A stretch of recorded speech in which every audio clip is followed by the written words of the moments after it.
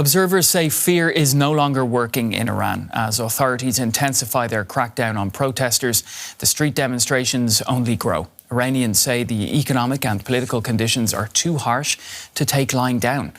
US Secretary of State Marco Rubio says the United States supports the brave people of Iran who want change. Authorities are keeping the country in the dark with the internet down for another day.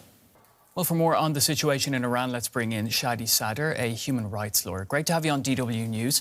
So, given the images that we've been seeing coming out of Iran, I'd like to get your take. Are you seeing any potential violations of human rights in Iran at the moment?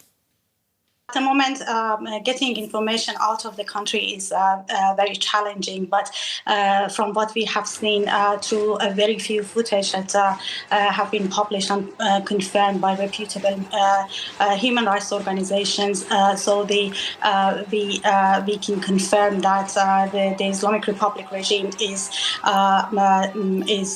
cracking down on protests. A brutal crackdown is taking place at the moment, involving killing and injuring and arresting hundreds of people, mainly in very different cities.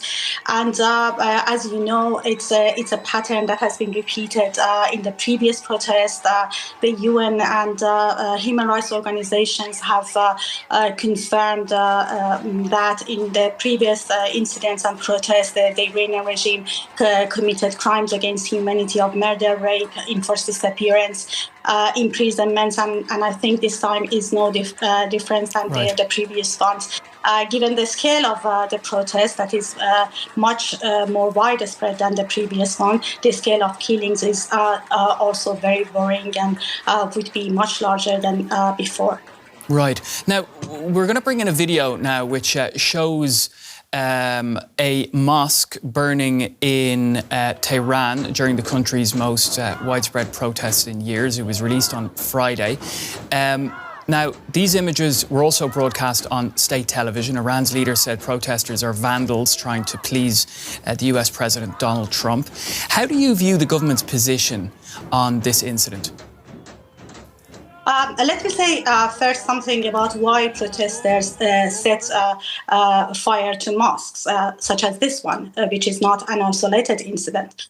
Mosques have been not only a place to represent the Islamic Republic ideology, to indoctrinate people, but also places where the Basij and other pro-government forces have been mobilized and trained. So setting those places on fire is a symbolic act, an act of expression of what the people of Iran wants, to getting rid of the Islamic Republic and all of its centers of powers. As you mentioned, yesterday, the Supreme Leader Khamenei made a speech. In that speech, he clearly classified the protesters as terrorists, as the agents of the US and Israel, and this rhetoric has been repeated by other officials as of yesterday. The Prosecutor General today called the protesters mohareb, which could lead to the charges that have death penalty. So if there is no meaningful intervention from outside world, we would be seeing very soon, we would be witnessing very soon a very, very brutal wave of crackdown on protesters involving death penalty, torture, arrest, mass arrest, and another just failure of reaching or achieving democracy and freedom for Iran. Now, we're seeing those images. I said they were mentioned, they were broadcast on state television. We know that the internet is down in Iran. How are Iranians informing themselves then about what's actually happening inside the country?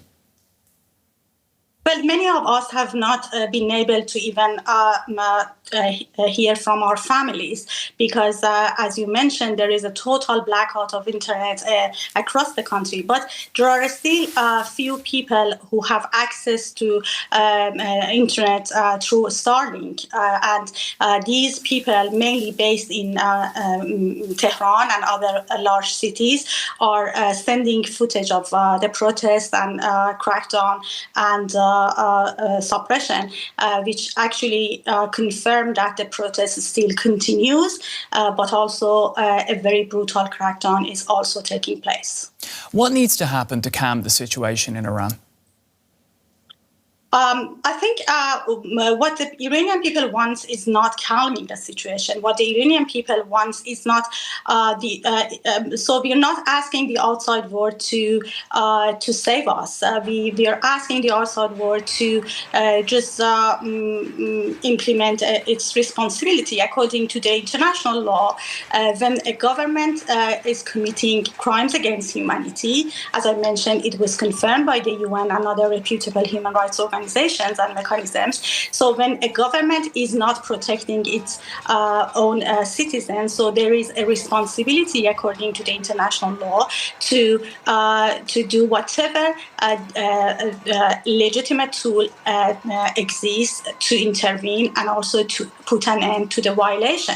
So this is what we want. The only way to calm the situation is to prevent and stop the Islamic Republic to take violence against its own people, and then create an atmosphere and space for the people of Iran to express their right to self-determination, to enjoy their right to freely participate in their political and also decide for their own political future in a fairly, freely and securely manner. All right, we're going to have to leave it there, but great to get your insights there and your analysis. Human rights lawyer Shadi Sadr, thank you. Thank you for having me.